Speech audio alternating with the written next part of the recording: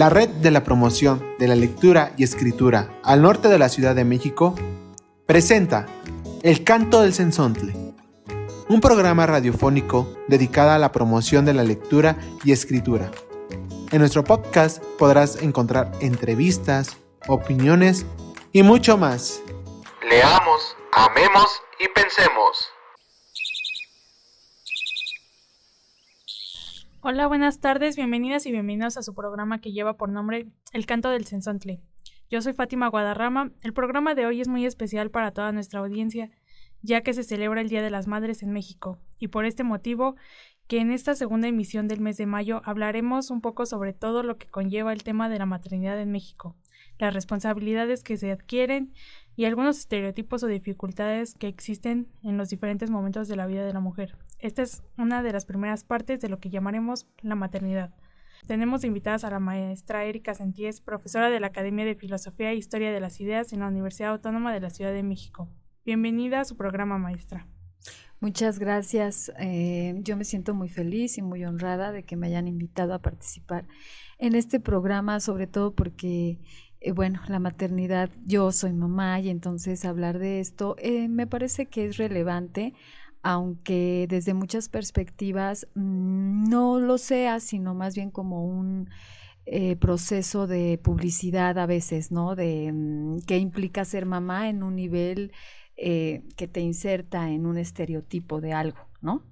Pero hablar de la maternidad tiene un sentido mucho más profundo y que tiene que ver con muchísimas cosas más. Entonces, gracias. También nos acompaña Brenda García, estudiante de la UACM en el 5º semestre de la licenciatura de Historia y Sociedad Contemporánea. Hola, buenas tardes, gracias por la invitación. Estoy muy contenta de estar aquí, la verdad es mi primera vez en una entrevista sobre la maternidad y hay mucho que decir. Mi caso yo creo que es muy particular y ahorita lo van a conocer y como decía la profesora es importante como conocer las perspectivas que se han originado sobre la maternidad y como estereotipo o como ideal que se ha hecho sobre la mujer como madre. Gracias. Claro, bueno, pues comencemos con la primera pregunta. ¿La maternidad debe ser deseada? ¿Ustedes qué opinan?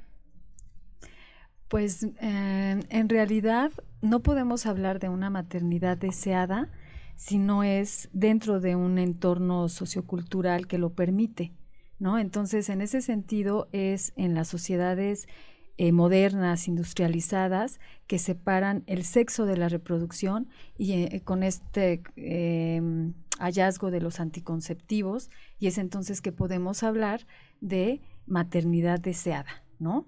Usas anticonceptivos porque no deseas ser madre, los usas o no los usas es una decisión que compete a este tema, que además tiene muchas dimensiones. Ser madre no es solo tener un hijo de forma biológica y educarlo.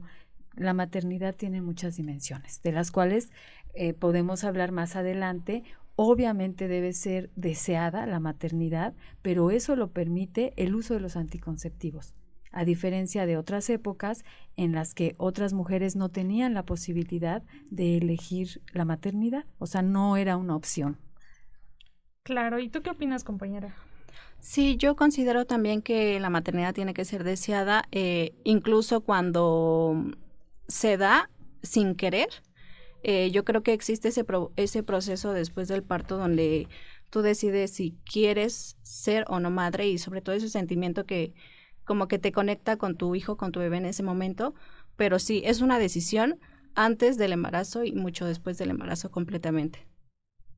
Sí, eso es algo muy cierto. ¿Y ustedes creen que se puede establecer un equilibrio entre ser madre y ser mujer? Por supuesto, sí, porque ser mujer es paradójico, porque ser mujer no implica ser madre, y ser madre tampoco te hace mujer.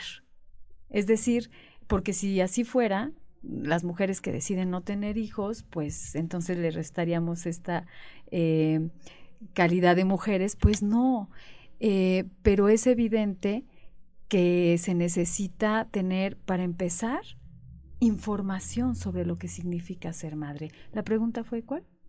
¿Ustedes creen que se puede establecer un equilibrio entre ser madre y ser mujer? Eso, el equilibrio entre ser madre y ser mujer. Cuando tú tienes responsabilidades, por ejemplo, laborales, entramos en una discusión histórica, ¿no? Las mujeres que tienen que trabajar y son madres, pues se encuentran con necesidades distintas a las mujeres que se quedan en casa a cuidar a sus hijos. Esto también es parte de un modelo económico que ha exigido que la sociedad en general trabaje, pero esto no significa que las mujeres que se quedan en casa a cuidar a sus hijos no trabajen. El trabajo doméstico también es muy demandante, solamente que como ya se habla de eso, ¿no? Es un trabajo que no se reditúa, que no es redituable, pues que no tiene un sueldo, que no tiene vacaciones, que a lo mejor a veces no es reconocido, pero que se pueda tener un equilibrio ya en una vida profesional, en una vida laboral con la maternidad. Yo creo que sí se puede. Hay muchas mujeres que lo hacemos. Es difícil, por supuesto. ¿Tienes que sacrificar cosas? Claro que sí. O sea, yo en mi experiencia personal podría decir, cuando me embaracé, que fue un embarazo deseado, planeado, etcétera, estaba estudiando la maestría en la UNAM y tuve que tomar una decisión sobre seguir o no con la maestría para cuidar mi embarazo.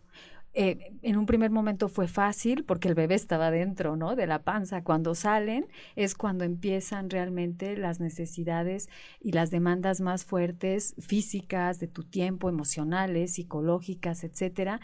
Entonces tuve que tomar la decisión de dejar la maestría en ese momento, y no porque no pudiera haber ese equilibrio, sino justo por buscar ese equilibrio tienes que ponderar y tomar decisiones en momentos específicos para poder tener esa armonía de combinar trabajo, vida personal, vida profesional y la maternidad, que es también otra dimensión de la vida de la mujer que se gesta y que tiene muchos alcances, ¿no? Entonces sí puedes armonizarlo, pero lo que sí es cierto también es que tienes que tomar decisiones, tienes que elegir, tienes que ponderar y tienes que integrar muchos elementos a tu vida como mujer para desarrollarte en la maternidad. No sé cuánto pueda extenderme con esta respuesta, pero me gustaría decir algo.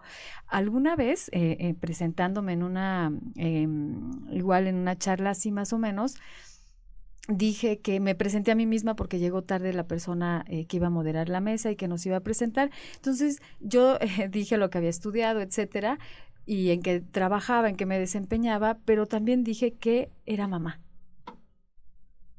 Que para mí era muy importante decir que era mamá. Después, mamá de una niña de tantos años, etcétera. Entonces después alguien me hizo una como crítica y me dijo, oye, ¿por qué dijiste eso? Como que a nadie le importa si eres o no mamá, por ejemplo, ¿no? O sea, entonces creo que el currículum vitae de una persona no puede dejar fuera el hecho de que somos madres o padres. O sea, porque tiene un mérito y un alcance que es una razón suficiente para decirlo. Es decir, casi nunca tomamos en cuenta esa parte, ¿no?, de lo que hace una persona y tiene que desarrollar dentro de su maternidad y de su paternidad, porque la mujer no solamente es la que desarrolla la maternidad, también los hombres desarrollan paternidad. Entonces, ese currículum vitae de la maternidad debería ser tomado en cuenta, porque no es lo mismo hacer lo que haces cuando no eres mamá que cuando sí lo eres, con todas las diferencias y dimensiones que eso guarda y que tiene, y se debe tomar en cuenta. Entonces, así como ahora ponen salas de lactancia, así como ahora se ve con otra mirada incluso el desarrollo, la crianza de los hijos, la decisión sobre ser o no madre, también debería tomarse en cuenta si te van a dar días laborales, económicos o permisos para no ir porque estás menstruando, por ejemplo, ¿no?, por todo lo que implica para tu cuerpo, pues también debería ser importante en un currículum, pues que seas madre, debería tener un peso, ¿no? Si estamos como en este espectro de cosas. Claro, eso es una muy bonita reflexión, maestra. Muchas gracias. ¿Algo que añadir, compañera? Sí, claro, yo también considero que debe haber un equilibrio, porque no por ser madre nos pueden restar como nuestros derechos como mujer. Por ejemplo, yo también soy estudiante y en algún momento también fui trabajadora. Pero claro, es difícil estando en una sociedad que critica todo, yo siento que una vez que me convertí en madre, como que las críticas llegaron mucho más que cuando yo era soltera, se podría decir así.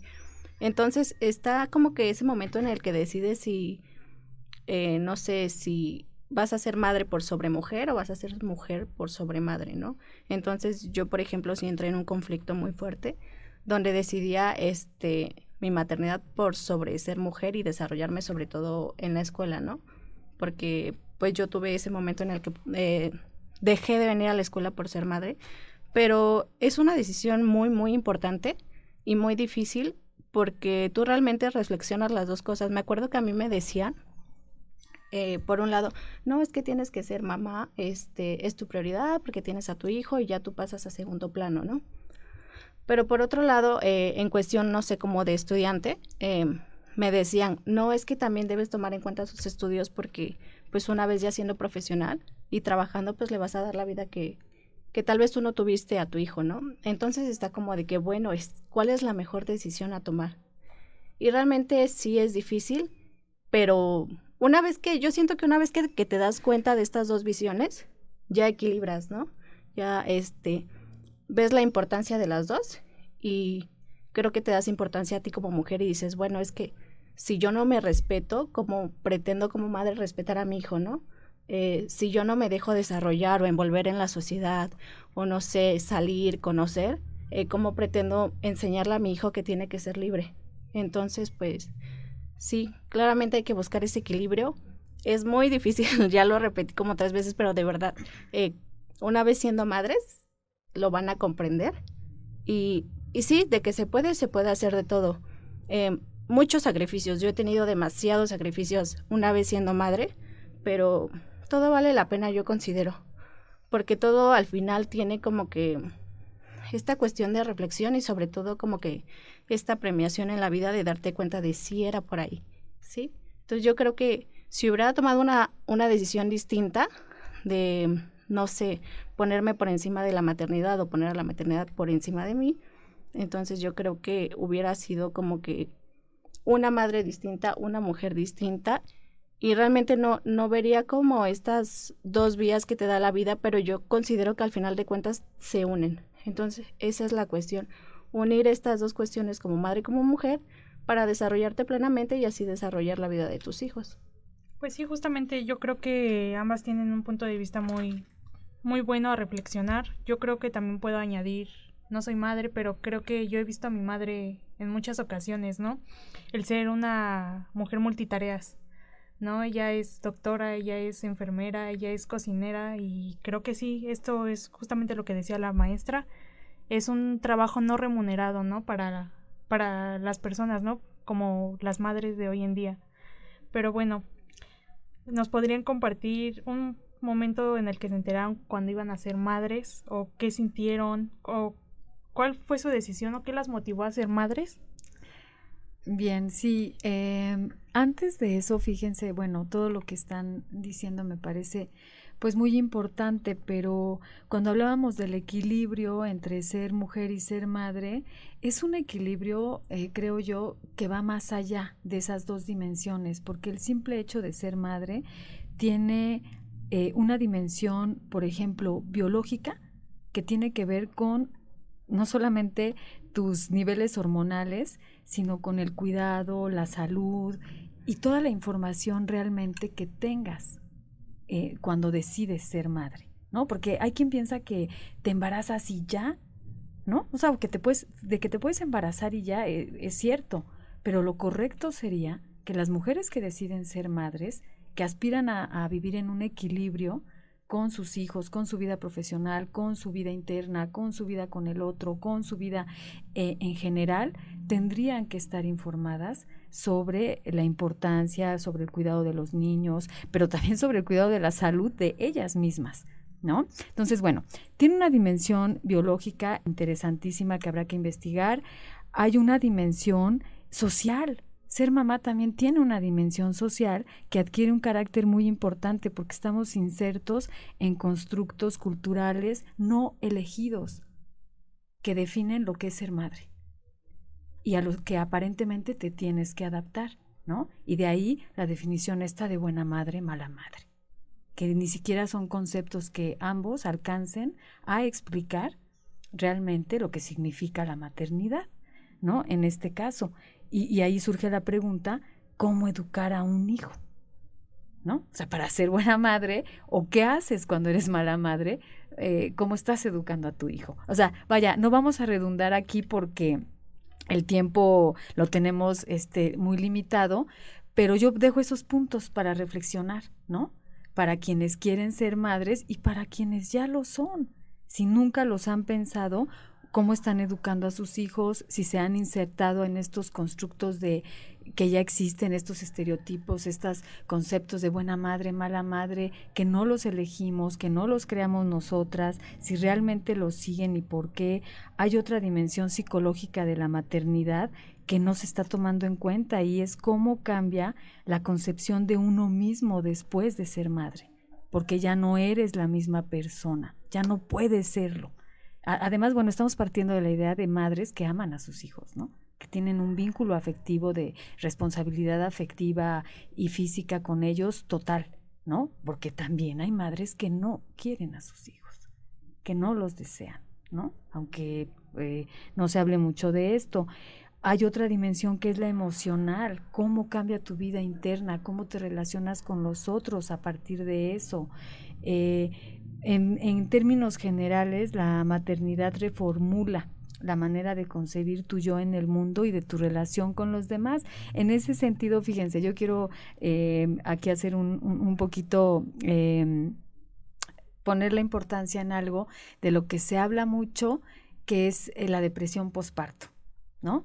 Y parece ser que esto de la depresión posparto tiene que ver con que las mujeres están afectadas ya con antelación, con que no pueden aceptar su maternidad, en fin, con un montón de cuestiones.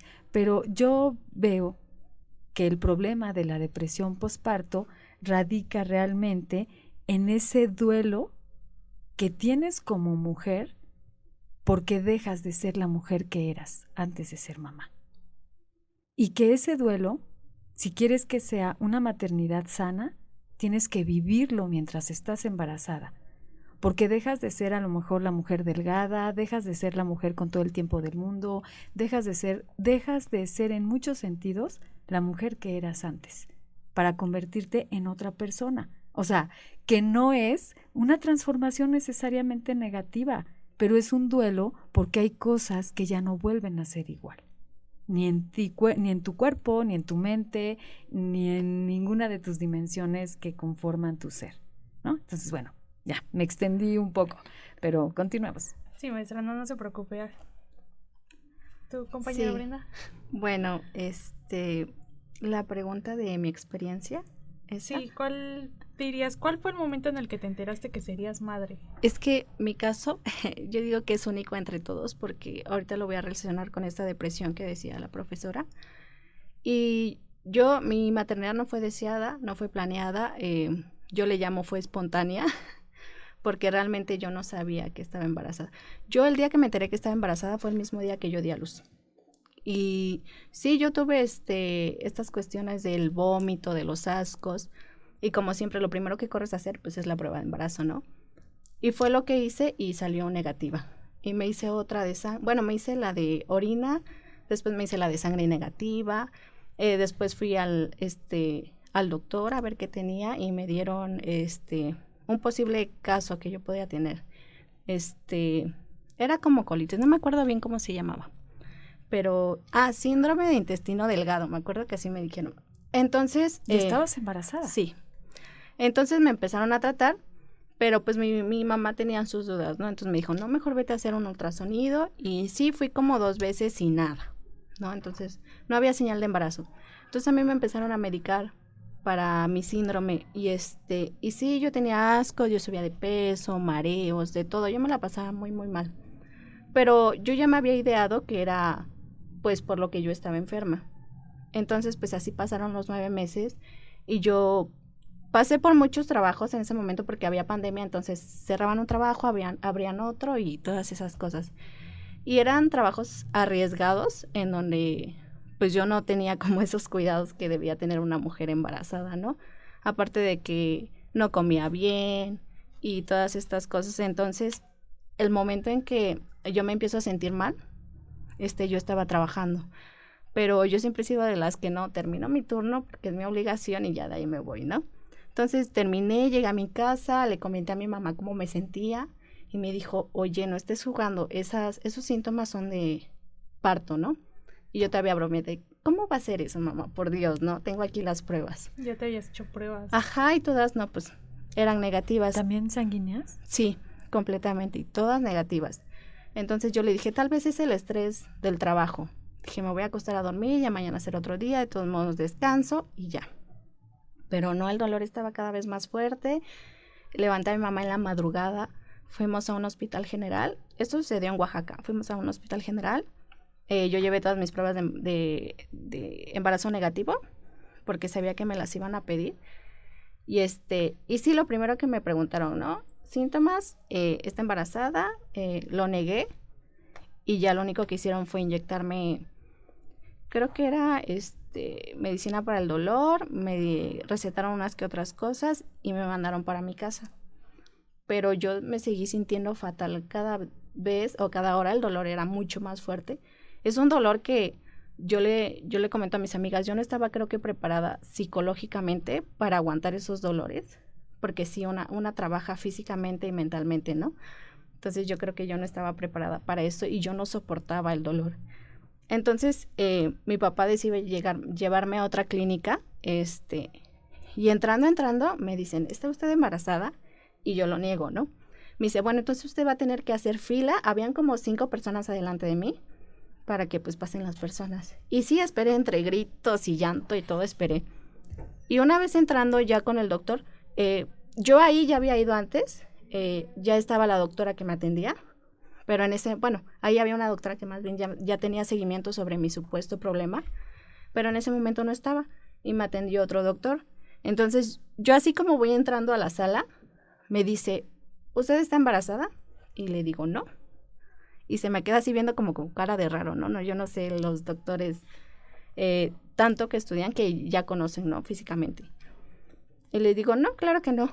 Y se me queda viendo así como que con cara de confusión y entre apenado y no sé, como que con risa burlona, no sé.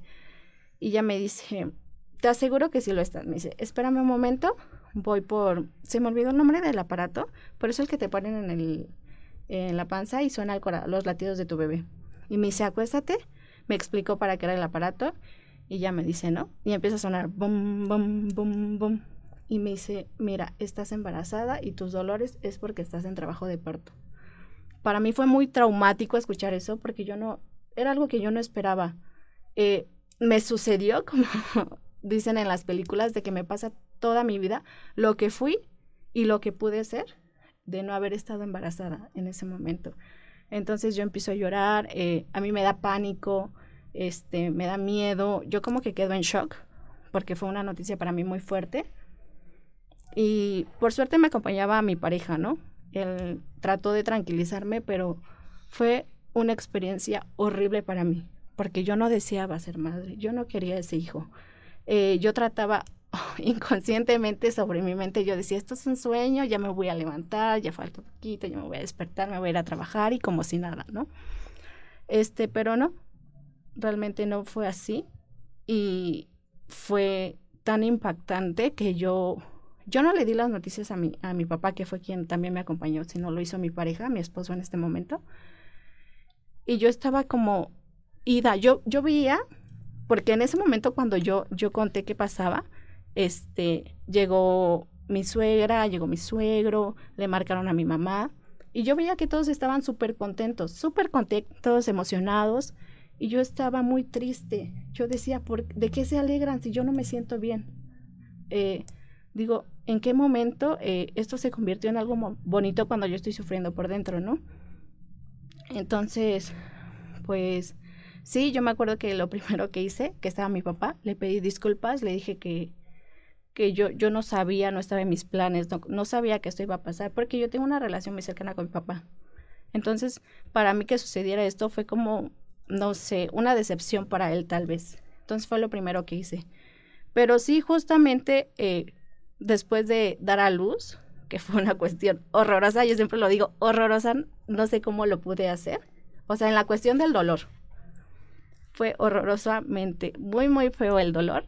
Por suerte todo salió bien, a pesar de que pues yo no tuve todos los cuidados que debería, pues todo salió muy bien. Y sí, claramente yo entré en depresión posparto, porque yo no quería a mi hijo como mi hijo. Tal vez sí me causaba ternura como un ser pequeño, como un recién nacido, pero yo no sentía como ese hilo de conexión, ese vínculo entre mi hijo y yo. Y fue muy difícil. Todos lo notaban, al final de cuentas, platicando con mi familia, todos se daban cuenta, pero nadie decía nada.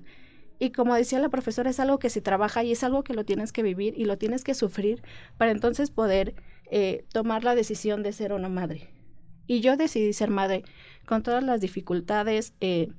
Me costó mucho porque yo siento que mi hijo tampoco sentía ese vínculo y lloraba cuando su papá no estaba y yo todo el día en la casa y no lo podía tranquilizar. Entonces, poco a poco lo fui aceptando. Yo creo que él también me fue aceptando, lo fui conociendo, lo fui queriendo, lo fui amando.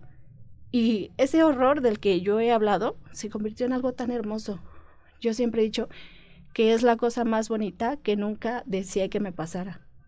Entonces, ya una vez, no sé, como trabajando toda esta cuestión, todo este shock, yo digo, creo que fue necesario pasar todo este duelo, como decía la profesora, para poder entender cómo ser madre, aceptarme a mí como madre, aceptar todo lo que se venía, todo lo que tal vez negué y lo que en ese momento decidí arriesgarlo. Entonces sí fue un caso muy traumático, pero que al final de cuentas lo acepté con todo amor y decidí con todas mis facultades ser madre. Y no me arrepiento de eso. Muchas gracias, compañera. Creo que esto, para todos los que nos están escuchando en este momento, pues nos llegó al corazón. Muchas gracias por compartírnoslo. Y pues sí, creo que queda dentro de nosotros el tomar este momento para reflexionar un poco, sobre todo a las mujeres, el momento de ser madre, ¿no? Bueno, pasemos con la siguiente pregunta. ¿Ustedes consideran que han cambiado las necesidades hoy en día de la maternidad en comparación a cómo ustedes la están viviendo? A ver, bueno, primero quisiera decir que esta historia que nos comparte nuestra compañera, pues es a todas luces una cuestión extraordinaria, ¿no? Porque no haberse dado cuenta durante todo el embarazo que realmente había un embarazo, ¿no? Con pruebas, etcétera. Híjole, pues encontrarte en esa circunstancia debe ser bastante complicado, difícil, no solamente por la cuestión biológica, sino por el riesgo que tú corrías, claro, el riesgo que corría el bebé, el peso social que además trae consigo el hecho de pensar que no estás embarazada y actuar como si no lo estuvieras cuando realmente lo estás. Sí. O sea, yo creo que es un caso extraordinario que pone en evidencia muchas cosas, entre ellas pues quiero destacar la violencia obstétrica. Vivimos en un país donde hay mucha violencia obstétrica, ¿no? Que las cosas han cambiado un poco, pues sí, porque ahora ya hay un marco jurídico, ¿no? Que legal, que ha aportado beneficios al trato que se le da a las mujeres en muchos ámbitos, y uno de ellos es en el ámbito de la salud. Pero la violencia obstétrica es una de las cuestiones muy presentes, ¿no? Y que uno a lo mejor puede tener experiencia directa de eso. Yo afortunadamente no lo hice, no la viví, nunca he vivido violencia obstétrica, no la viví, pero conozco muchas mujeres que la han vivido, evidentemente en muchos sectores de la población mexicana y también de otros países, no solamente, no es un problema exclusivo de nuestro país, y eso también pone en evidencia la historia que nos cuentas de algo bien importante, que es el aspecto romántico de la maternidad. O sea, se da por hecho que toda mujer que tiene un hijo lo ama y los dos son muy felices, pero no, porque tu hijo es un desconocido. O sea, sí, yo tuve un vínculo muy cercano con mi hija porque tuve un embarazo deseado, porque decidí en qué momento embarazarme. Yo ya tenía 33 años y tiene que ver con muchas cosas. Dicen, ay, es el reloj biológico, te lo exige, estamos diseñadas para ser madres y entonces pues el reloj biológico te lo dice, pues eso ya es muy cuestionado, ¿no? Porque a lo mejor tu reloj biológico es a los 40 y otras lo tienen a los 28, qué sé yo. Antropológicamente la explicación del reloj biológico ya se da desde una cuestión cultural, es decir, que el reloj biológico te llega cuando esta sociedad, esta cultura a la que tú perteneces lo considera adecuado. Entonces es como cuando tú dices, este es el momento, ¿no? De ser mamá. En mi caso fue a esa edad, cuando yo ya tenía, ya había estudiado la universidad, estaba en la maestría, tenía mucha experiencia laboral, etcétera. Entonces, para mí fue como en ese sentido más sencillo, ¿no? O sea, si comparáramos tu historia con la mía, no hay una mejor y una peor, son absolutamente distintas, pero que tienen un punto de intersección, que es lo que estamos hablando. La maternidad, que se puede vivir desde tan diferentes caras, desde tantos diferentes puntos de vista, y fíjense, por eso es bien importante hablar de este tema, no nada más en un sentido emocional, cultural, social, etcétera. Tiene que haber información, es decir, cuando el embarazo es un proceso que lleva un antes y un después, de consecuencias enormes, porque estás trayendo a este mundo a un ser humano. Entonces, cuando haya información, o sea, toda esta información que se da para muchos aspectos de la vida humana, no puede obviarse este aspecto de la maternidad como algo de lo que tiene que haber información, como dicen, debidamente informada, científicamente informada. ¿Por qué? Porque todo lo que tú haces durante el embarazo y después es algo que va a incidir directamente en la vida y el desarrollo de esa persona, ¿no?